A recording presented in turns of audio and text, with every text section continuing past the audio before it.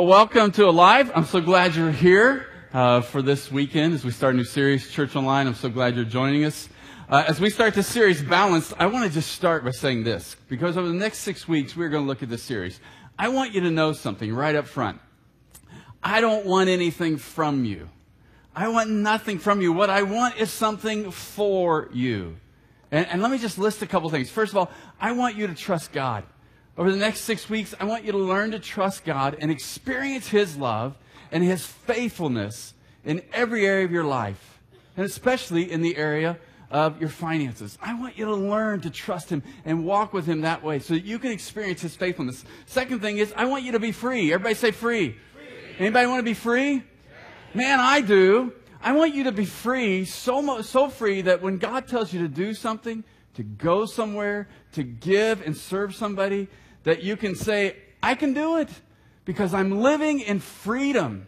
That's my passion. I want that for you. The third thing as we go through the series that I want for you is I want you to be secure. Anybody here want to be secure? Man, I do. And yet the truth of the matter is, statistically, we know that 55% of Americans live paycheck to paycheck. And if they miss one, they're in trouble. That's not how God wants us to live. I want us to live secure in His faithfulness and who He is. And the fourth thing is, I want us to live. I want you to experience being content. Everybody say content. Content. Being discontent has driven many Americans to the place of being in a position financially where we're in debt, where we worry about things. And Jesus Himself said, I don't want you to worry. I don't want you to live in worry. In fact, we are so discontent as Americans that by the age of 28, listen to me, young people, by the age of 28, the average American, 28 years old, is $78,000 in debt.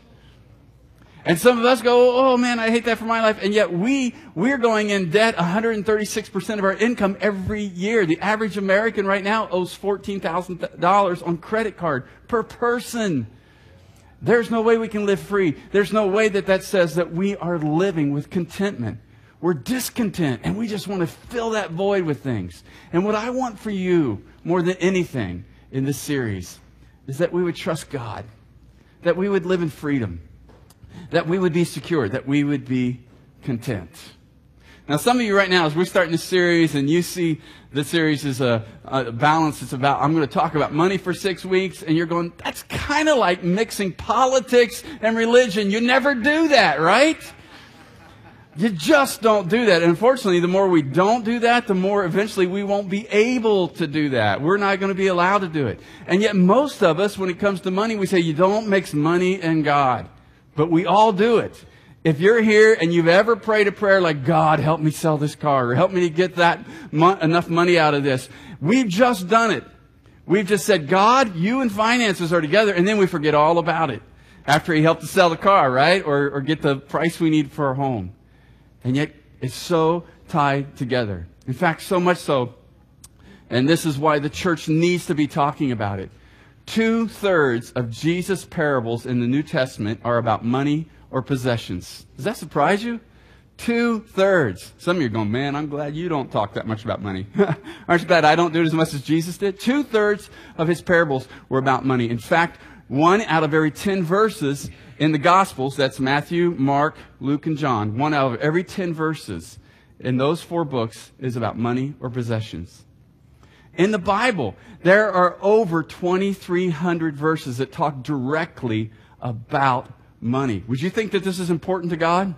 This stuff is important to God because it's about us and what's tied to our faith. In fact, in Scripture, there's more conversation, 5 times more conversation about money than there is about prayer. There's 5 times more conversation about money than there is faith. That stuff just surprises me when I see that. Jesus talked about money more than He did heaven and hell combined. In fact, He talked more about money than He did anything else except for the kingdom of God. Jesus talked about money. So the church, we need to talk about this. Because for some of us, we are so unbalanced, it's destroying our lives. And I'm not talking just about debt here.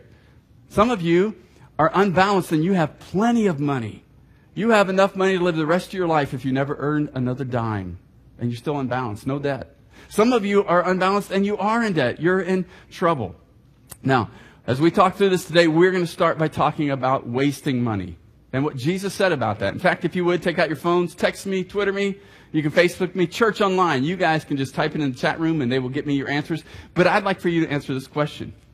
What's the biggest waste of money you've ever done? You can have a lot of fun with that.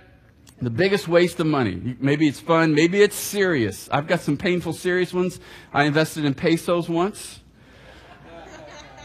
The guy ended up in Vegas, and I borrowed the money to do it. We were young and naive, had no idea. We lost every dime. We were in debt over that. I was thinking this summer as I was traveling, I spent some money on Diet Pepsi once. I know, that's horrible. It was a waste. And I actually have it on film. I'm going to use it someday because I talked about how simple it was. I got out of my truck, the 44-ounce Pepsi. That's all they had. They didn't have Coke. And I took a couple drinks and I'm like, I can't do this. And I poured it out on film. We can't do the Pepsi thing. Some of you like Pepsi, right? Okay, I'm praying for you. I'm praying for you. Here, I have a memory verse for you. In fact, we're going to have a memory verse in every one of these weeks. If you would, take out your memory cards. And I want us just to read this together. Put this in your pocket, your purse, somewhere in your dashboard, your mirror this week. And let's learn this. A lot of you may know this verse. This is from the NIV because that's what it is in our study books with our life groups. We're all doing a book together. If you don't have it, I'll show you that in a moment. You can get your book and start in a life group for the next 6 weeks. But here it is. Matthew chapter 6, verse 21. The words of Jesus. Let's read it together. For where your treasure is, there your heart will be. One more time. For where your treasure is, there your heart will be also. If we do this one more time, you almost have it memorized. It's that simple, isn't it? Let's grab this because this is the premise of this whole teaching. Jesus' words here. Let's read it one more time, Matthew 6:21. For where your treasure is, there your heart will be also. See, Jesus shows us. Money is a visible measurement of the condition of our heart, how we handle money. Not whether we have it or we don't have it, but how we handle it is a visible condition of our heart, of what's going on in our lives. In fact, I put it this way in your notes, and I want you, if you would, to write this down. If you get anything out of this weekend, I want you to grab a hold of this. You cannot be a fully devoted follower of Jesus and be unbalanced financially. Some of you are going, whoa, that's a big statement. I agree. That is a huge statement. That's what Jesus just told us, and he shows us that over and over. And we're going to wrestle with that for a few weeks and how we can be balanced. And I want to encourage you, take this journey of 6 weeks because it is a journey of hope and freedom. It's what God has for our lives. You cannot be a fully devoted follower of Jesus and be unbalanced financially. Our vision here at Alive is leading people who are far from God to be followers of Jesus. Now, when you drill that down, what we say is a follower of Jesus is somebody who is a fully devoted follower of Jesus. I mean, they are all in. Everybody say all in. All in. And some of us right away we're going, oh, yeah, but I don't want to be with my money. I want to do all these spiritual things, but not with my money. And Jesus shows us that this is the first step because our hearts are so tied to money. That's what rules our lives. In fact, some of you worry so much about it because your heart is tied to it. And he wants us to live in freedom in that area. We are followers, fully devoted followers. Man, we are all in. Our core value that we talk about here a lot of times is biblical authority. In other words, we're saying, hey, as a follower of Jesus, fully devoted, I'm going to let Scripture, I'm going to let God and His Word dictate every area of my life. I'm going to go to His Word. So we're going to say over the next 6 weeks, let's go to God's Word when it comes to our money. I mean, where else are you going to go? The government? You guys snicker. Why is that funny? Because we've lived without a budget for 3 years? Because we're $16 trillion in debt? Well, they're not really a great example, are they? And where else are you going to go? You're going to go to your parents? I mean, honestly, you'll hear some of my stories over the next 6 weeks. I did not grow up in an environment that was balanced or healthy with money at all. If I lived like I grew up, I'd be in trouble. And some of you are in the same boat. You didn't have a good example. Where else do we go? To the talk shows? No, we need to go to Jesus. So that's what we're going to do over the next few weeks. And we're going to find hope. Because money is a measurement of what's going on inward to our spiritual condition. How we handle money is a spiritual issue. So today, I want to start with opening the books. Everybody say opening the books. We're going to get honest and vulnerable with ourselves. I'm not going to ask you to come up here and do this in front of anybody, but, in our life groups, we're just going to deal with this. We're going to open the books this week as we start. I'm going to turn, if you have your Bibles, open to Luke 16, and we're going to look at one of Jesus' parables. And what I want to do is I want to begin at the very end of this. He's finished the parable, and now he's given us the lesson. And I'll explain a little bit of the parable as we go along, because this is one of those parables that a lot of people look at it and they go, I'm confused. The bad guy looks good in this. Well, that's part of the parable, so we'll come back to that in a few moments. But let's start at the very begin. I want to begin with the very end. I can't say that right. Start at the end, right? We're going to do it backwards. Verse 13. Here's what Jesus said. No one can serve two masters, for you will hate one and love the other. Now, a lot of life is both and. You can do two things. But this is one of those Jesus says you can't. It's either or. You either love one or you hate the other. He says you'll be devoted to one and despise the other. And what's he talking about? Well, we're going to look at the parable that led up to this. He says, let's read it together. You cannot serve both God and money. Bummer, dude, right? Some of us go, oh, but I love money. Yeah, wait a minute. We got to see what Jesus is teaching us here, what it will do to our lives. And this has nothing about you having money or not having money. The Bible never tells us you can't have money. In fact, some of us, he says that some of you, he's blessed with riches, and it's a blessing from God. The difference is, Jesus teaches us, and this is what balanced is all about, is does it have you? Because what he wants for us is that we live in freedom, that we have it and we manage it well. It's not about having or not having. It's about how we manage. Everybody say manage. Okay, so let me show you that that's what he's talking about. Let's back up to the beginning of this parable. Luke chapter 16, verse 1 and 2. Jesus told this story. There was a certain rich man who had a manager handling his affairs. Boy, that'd be one of the blessings of being rich, wouldn't it?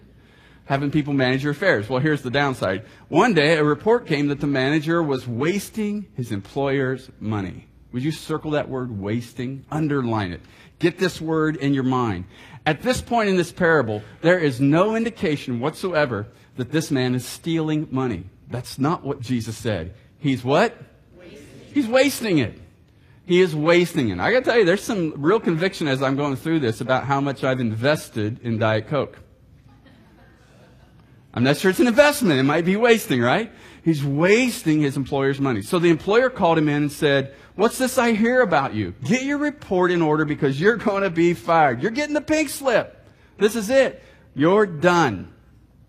Now, what we know about this guy is, and if you read through the rest of it, you'll see he went out. He's a very shrewd guy, and he got all the people that owed his employer money, and he cut their debt. And so that he could have them as friends afterwards. He wanted them on their side. And we see that the rich man, he said, boy, this guy's shrewd. As we go through this, we need to grab a hold of this truth. You cannot be a fully devoted follower of Jesus and be unbalanced financially. So as we look at this, as we understand this, as we let God speak to our hearts and take us into this freedom of this area, there's a couple things we need to understand. And we're going to start today with them. We'll look at them throughout the series. But we need to understand, first of all, the laws of balance. Write that down. The laws of balance. Everybody say balance.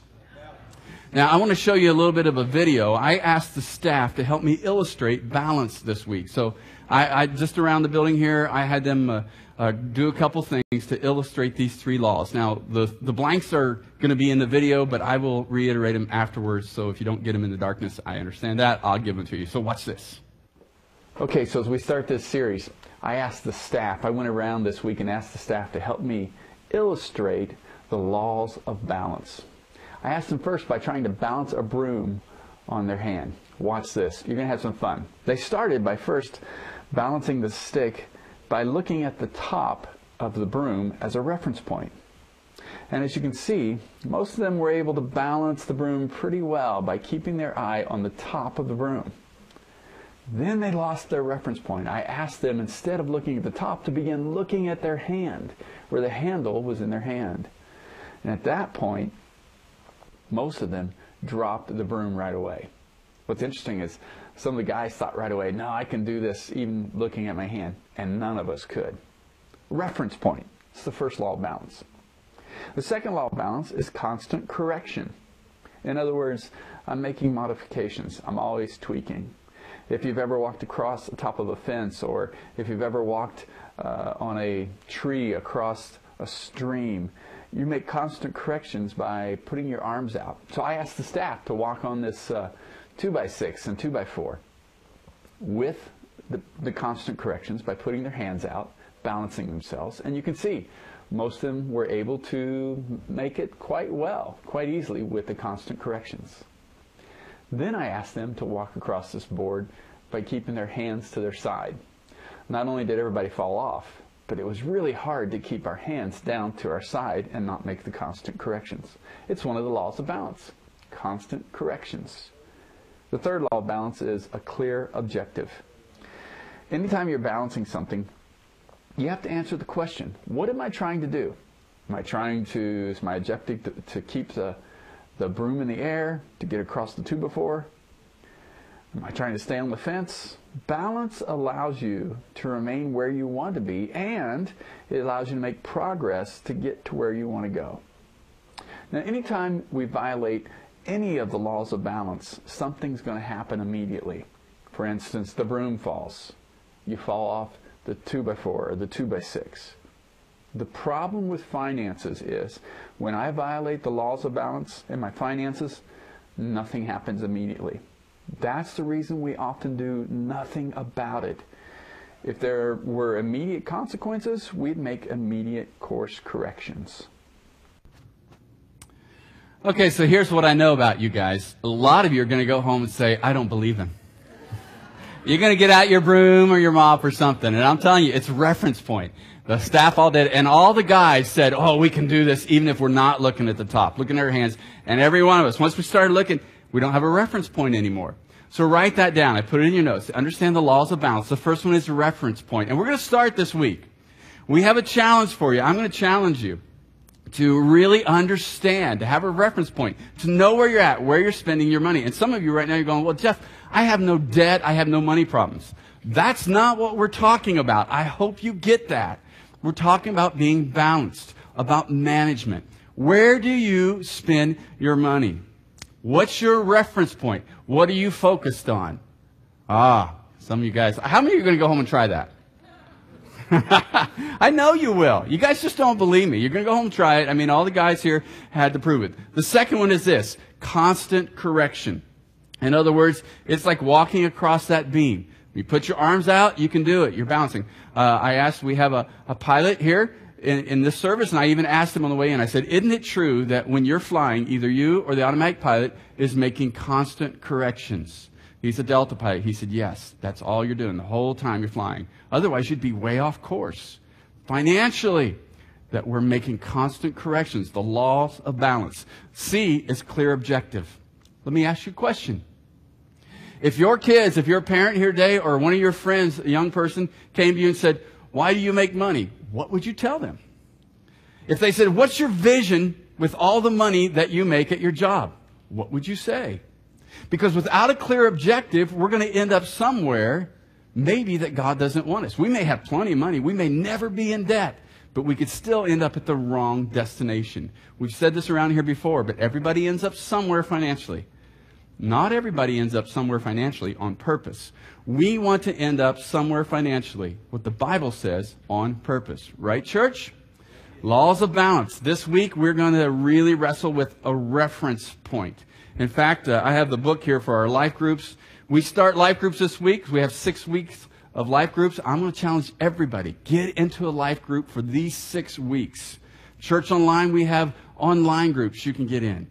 Grab your book on the way out. And we have some tools in here. We're just going to look at reference point. This one's really complicated, okay? This one, it's hard to understand, but on this, you write the date, you write the description of what you're spending, and the amount. Okay, I need to go over that again, because I know it's hard to grab a hold of this one. Date, description, and amount. Now, we also have it in the back here. You get a DVD. It's digital, PDF. It's on Excel. Some of you use other programs, and I would encourage you just to do that this week. Where am I spending my money? Find out. Find out how much I spend on Diet Coke, how much I spend on, I kind of go from one thing to the other. You guys do this like chocolate or something right now? I'm into dried pineapples. I have no idea. Mike had some in the office about 6 weeks ago. I ate one. I'm like, oh, this is great.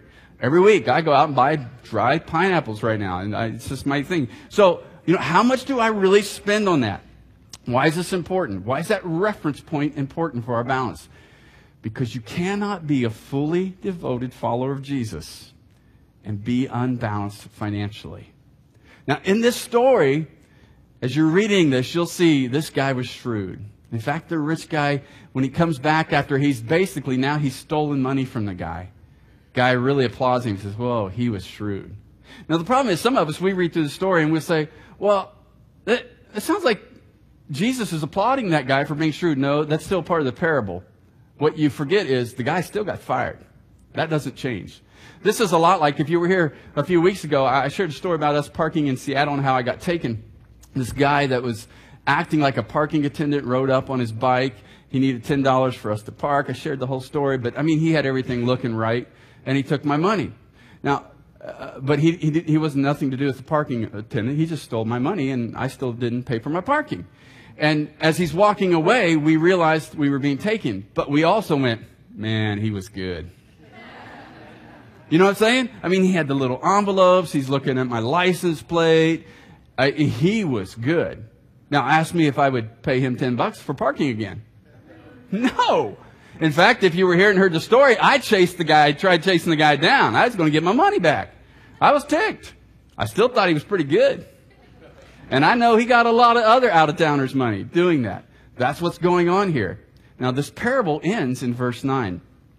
Jesus says this. He says, here's the lesson. He starts to give a lesson. And I want to jump right into verse 10 because he continues with the lesson. He says this. If you are faithful in little things, you will be faithful in large ones. But if you are dishonest in little things, you won't be honest with greater responsibilities. You see the parking lot guy? If I were a businessman in Seattle and he took me, he was great, but I'm not going to hire him to run my business. I don't trust him. He was shrewd. Jesus says, man, you got to be faithful in little things. And I want you to get this, church. What he points out to us is the little things in our lives, the smallest things, are money.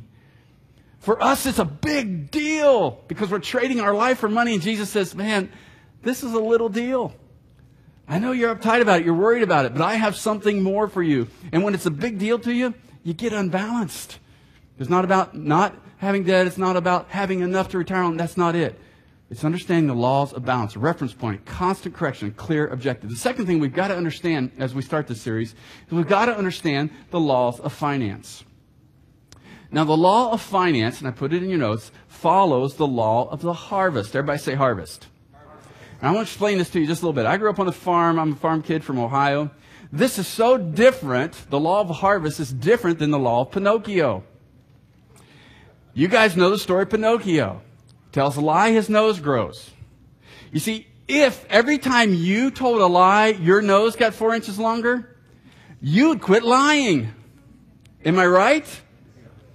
If every time you gossiped, your lips grew twice their size, how many of you are done? If every time you looked at something you shouldn't look at, your eyes got twice their size and they kept getting bigger and bigger, we all know you're looking at stuff you're not supposed to. I'm telling you, you're not going to look anymore. The law of money does not follow that law. See, we take our eyes off the reference point. And when we do that with the broom, it's easy because right away what happens? The broom falls.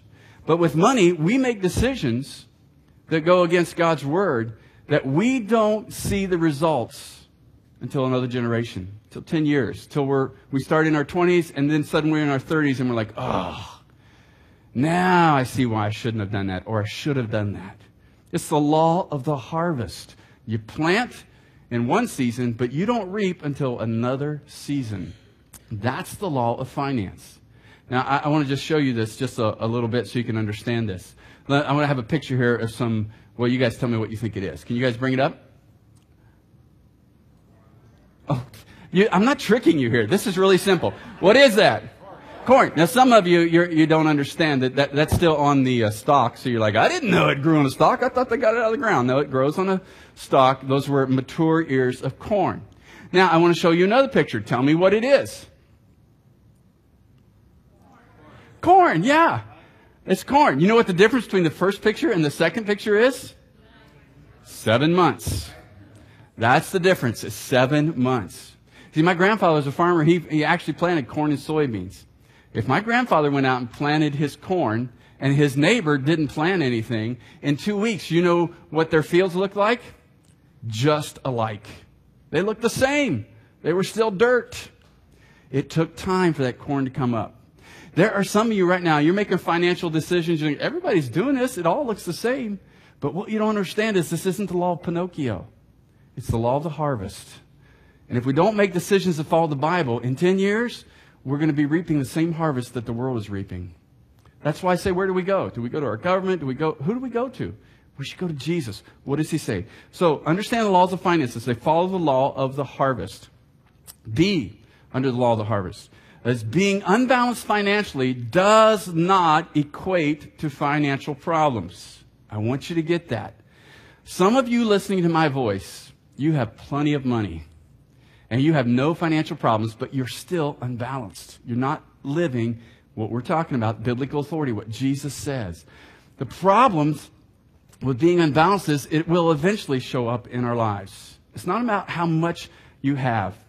It's not about how much you don't have. In fact, we were talking about this week as pastors, and we all came with the conclusion, we have never counseled a couple who are having financial problems that don't make enough money.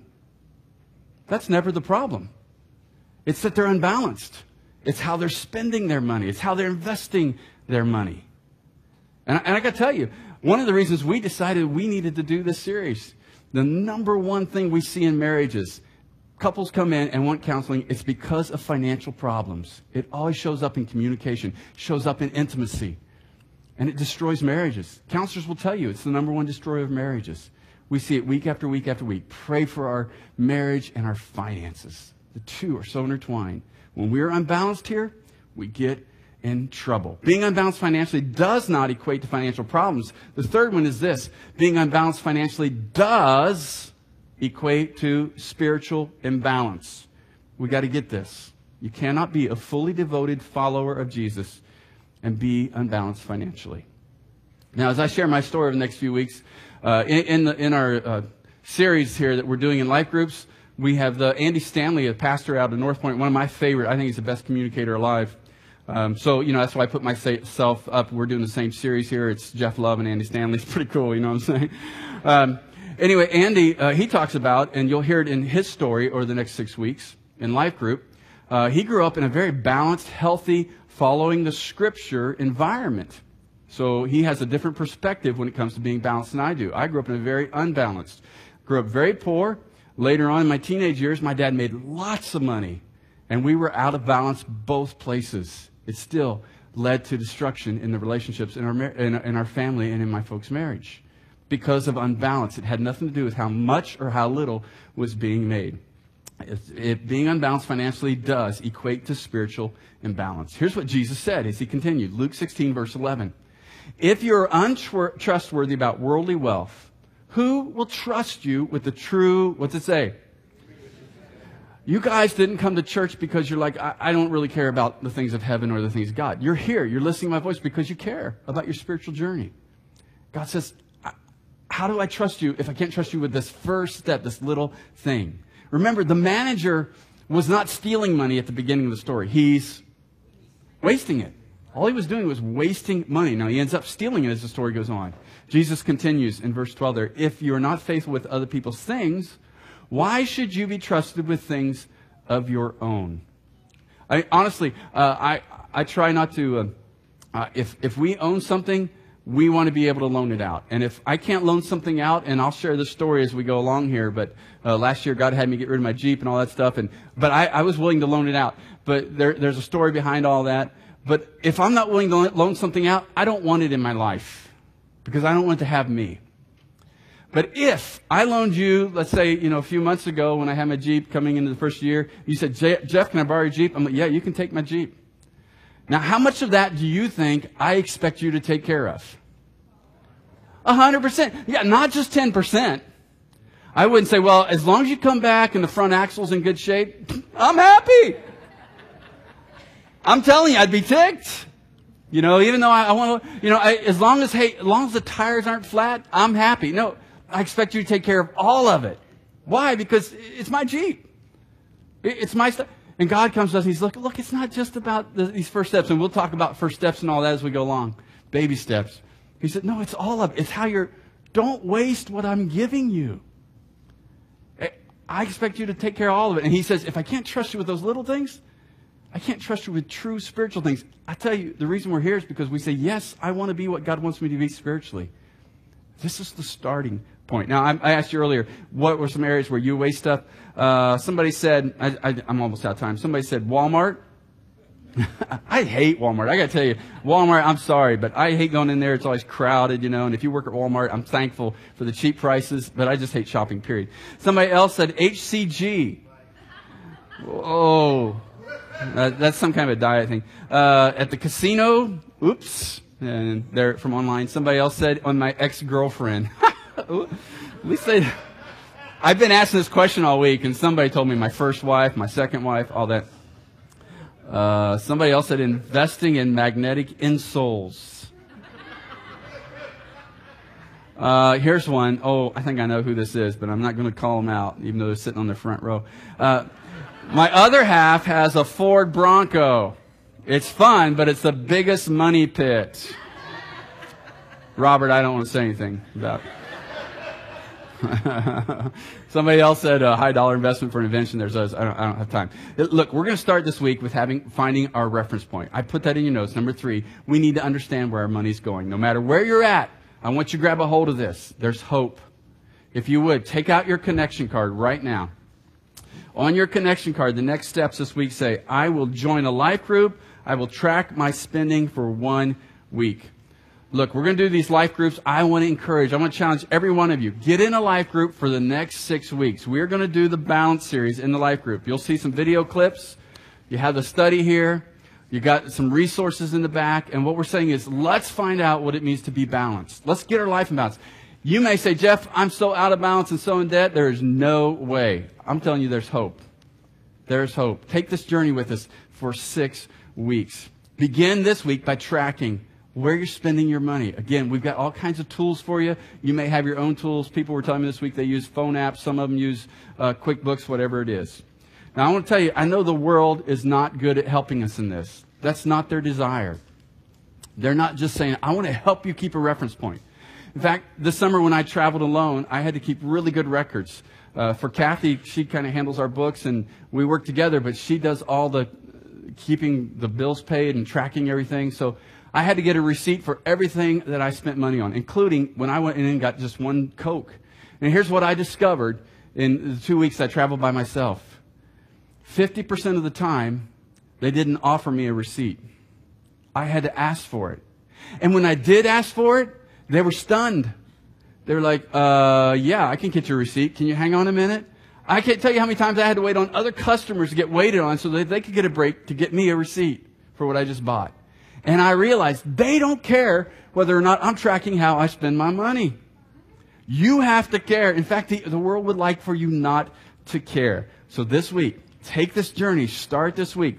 We're doing this week. I will tell you next week how much I spend on Diet Coke. I'm going to switch for the week so I don't have to tell you.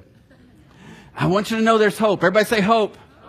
We're going to get you in 6 weeks. We're going to follow what Scripture says, and we're going to get on this path to financial freedom. Get in a group. Do the workbook. I started by saying this to you, and I want to say it again. I don't want anything from you. That's not what this series is about. It's not a giving series. This is about a management series. I don't want anything from you. I want something for you.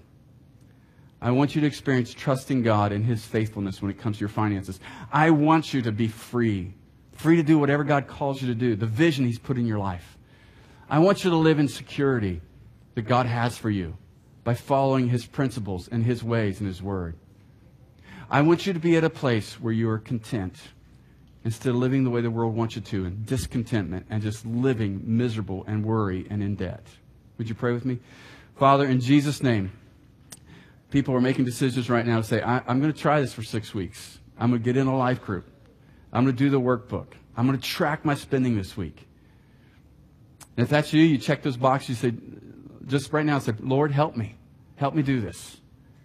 For some of you, it may go so against your grain. But say, God, I want to do this. I want to be balanced.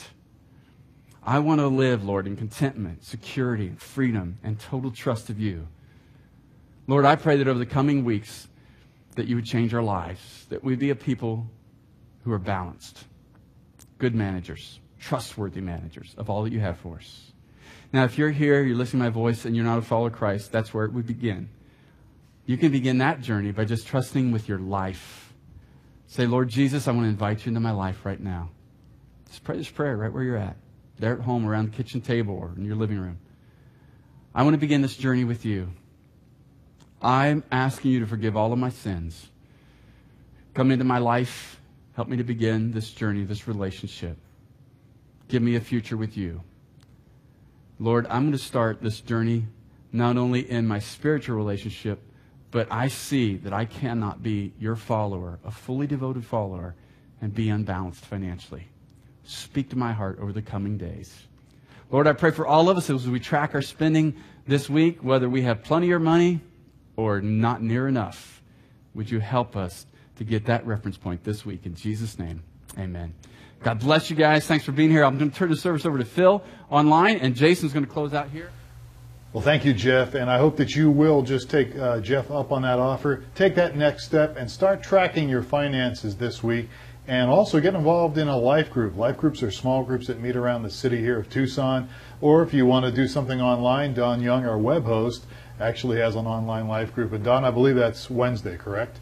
So let us know if you need to get a hold of Don. He's right here online, or you can email him, Don, D-O-N, at alivechurch.com. Do me a favor, take a moment, fill out the connection card like Jeff asked you to do. If you're watching on the Streaming Church TV platform here, just click on that link that says prayer.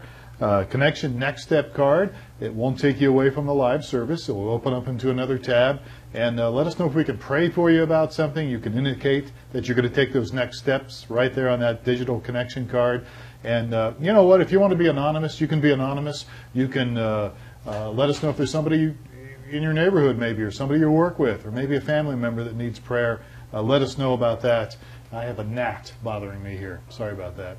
I'm sure you're amused by that. So click on that connection card, and if you're watching somewhere like Facebook or on your iPhone and you don't have any links, you can always go over to alivechurch.com. The info tab, you can click on there, and there's a connection card for that as well. For my wife Kelly and I, is that they came to our business, and our business was really struggling, and we had been working long hours, and we're having a tough time with the economy and everything, like a lot of other people. And the group actually came to our business. We had a meeting there one night. They prayed over us. They prayed for our business.